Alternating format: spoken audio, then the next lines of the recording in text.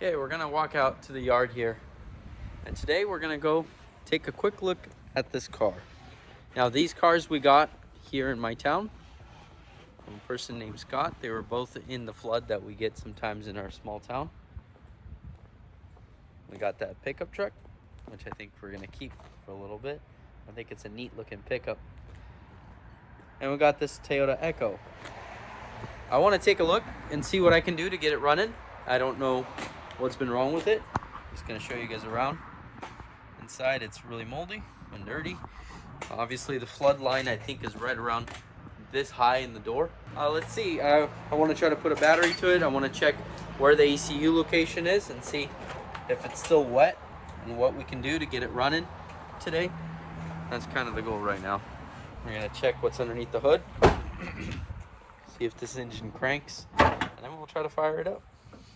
What I'm going to do right now is I'm going to just take the battery off, bring it inside to charge it, make sure there's no water in the cylinders, and see how it looks in there. Took the battery off, and we found one of the coils to look like that. Means it's got some kind of water inside there, so we're going to check and see what's actually going on inside the cylinder.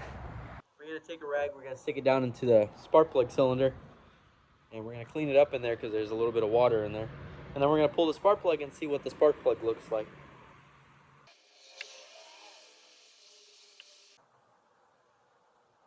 So the spark plug actually looks fairly good.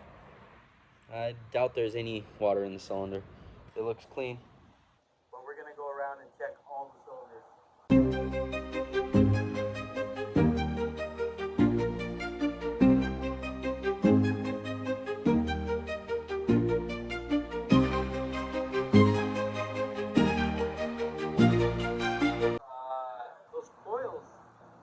Cleaned off that one coil, and the spark plugs look great on all cylinders. All right, let's try to crank it.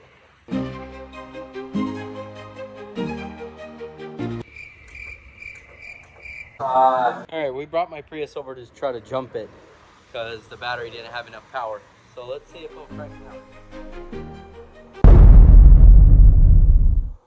So the car clicks, but it doesn't want to crank over.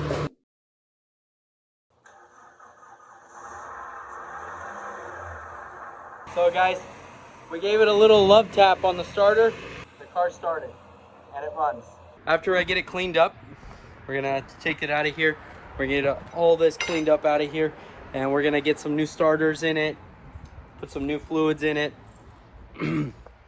But we know she runs, so she's worth the money. So guys, we're gonna put some new fluids in her, we're gonna clean her up, and I think we're gonna give it to one of my family members so they can drive it around. I just want to say thank you to Scott, and yeah, thank you very much. As you guys can see, I got this side of the floor pretty clean looking. This is just vacuumed, considering it looked like that. So all that turns into mud if it gets wet. Be vacuuming it as much as I can. And then I'm going to take all the interior out of it, and then only then are we going to start washing this car. Okay, quick update on the Toyota Echo, the flooded car. We took apart the whole interior. It's kind of hard to record everything when you're here outside working. Look at this car, everything's out of it. All the seats, the panels, look at all that dirt inside. All of this, we're going to vacuum out. And we're gonna wash it inside, and then we're gonna high pressure wash the seats, the carpets, and put it all back inside. There's an SRS module and an ECU module, which is right up here in the dash where it didn't really get wet. Now if this was any other car on like Audis or Mercedes or BMWs, most of these modules are down in the floor, and it's a lot more difficult to do. I removed the modules and removed the plugs out of the floor, and now I'm able to wash it with a bucket and a hose. And so, yeah, we'll get it clean.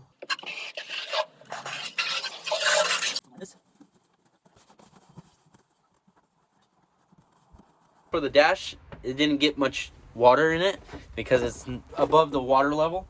Water level was right around here, the seat height. So there was no water damage on the dash. This is how I would clean it, and as you guys can see the results, much better.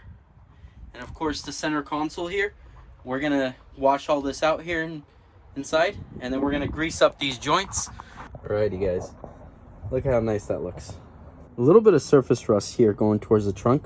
I'm gonna wire brush that and clean it up and put some paint over it. But other than that, it's very clean. And we're gonna let that sit like that and dry for maybe a day or so. So everything's nice and dry. We're gonna blow it out with a air hose. Okay. These are the modules for the flooded Toyota Echo. And they look like they might have gotten a little bit wet. So I'm gonna show you guys how I clean them before I stick them back inside. This is the SRS module. So let me show you guys what I do first. First, I'm gonna use some compressed air, and we're gonna blow off all the junk off top of it.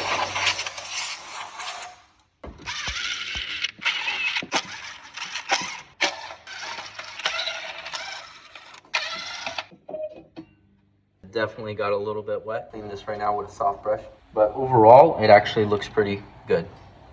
But we're gonna clean this side. I think it barely got soaked in water, barely got touched here, because this is up in the dash.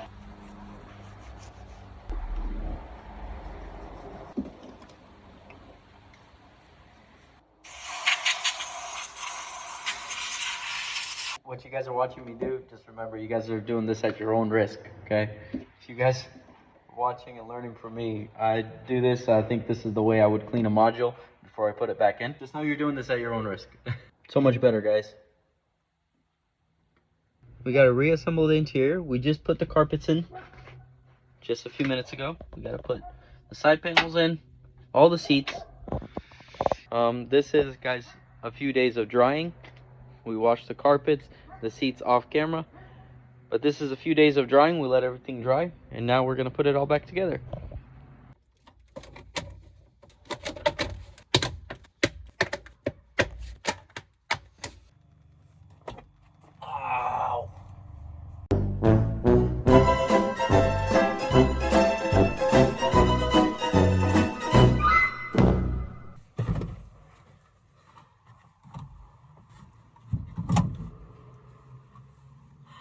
Alright, we're going to focus on the engine bay.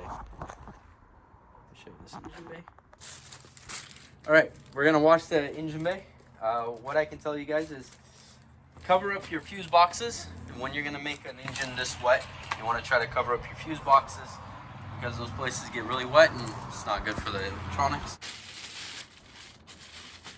I'll blow these down with a high pressure washer first, and then we'll use some degreaser to try to get it very clean.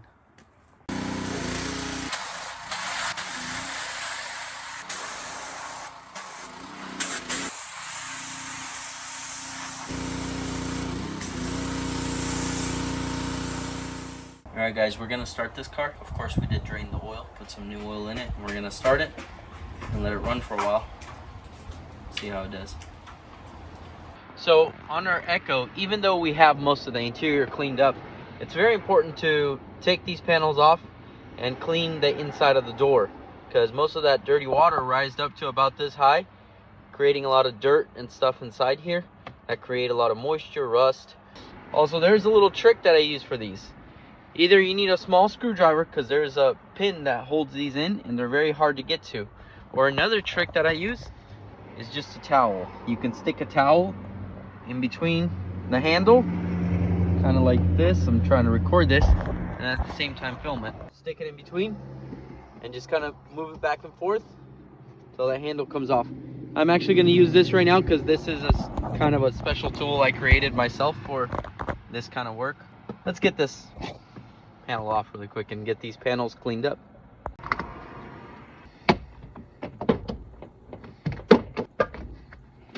Look how dirty that water is coming out from the drain holes.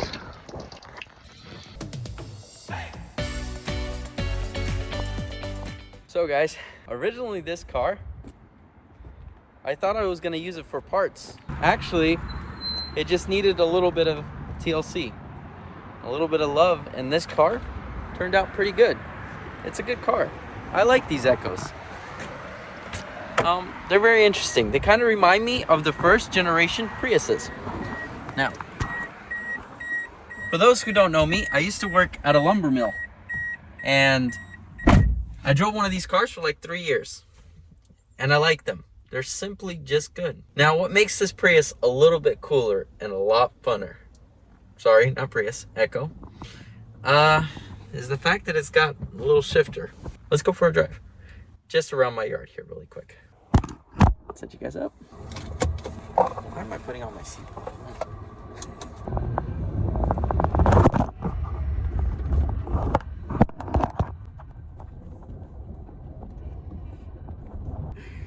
Oh, the shifter makes it so much fun.